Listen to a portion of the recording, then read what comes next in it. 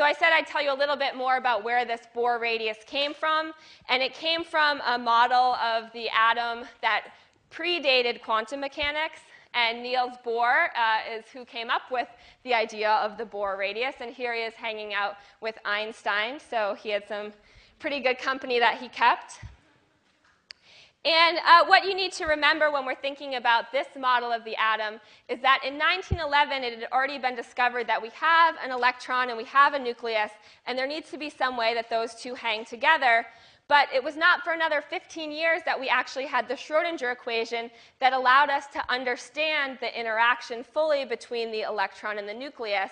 So all that Bohr, for example, had to go on at this point was a more classical picture of the atom, as you can see on the left side of the screen there, which is the idea that the electron is actually somehow just orbiting the nucleus. And even though he could figure out that this wasn't possible, he still used this as a starting point. And what he did know was that these energy levels that were within a hydrogen atom were quantized. And he knew this the same way that we saw in the last class, which is when we viewed the different spectra coming out from the hydrogen. And we also did it for neon. But we saw in the hydrogen atom that it was very discrete energy levels that we could observe.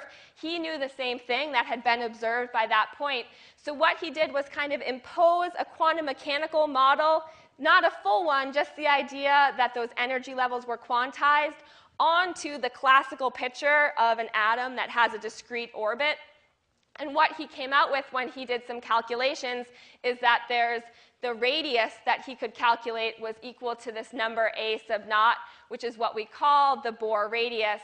And it turns out that the Bohr radius happens to be the radius most probable for a hydrogen atom.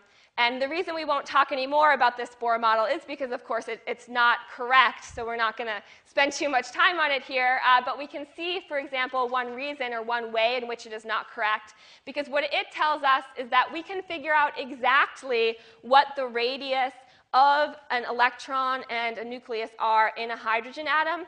That's a deterministic way of doing things. That's what you get from classical mechanics.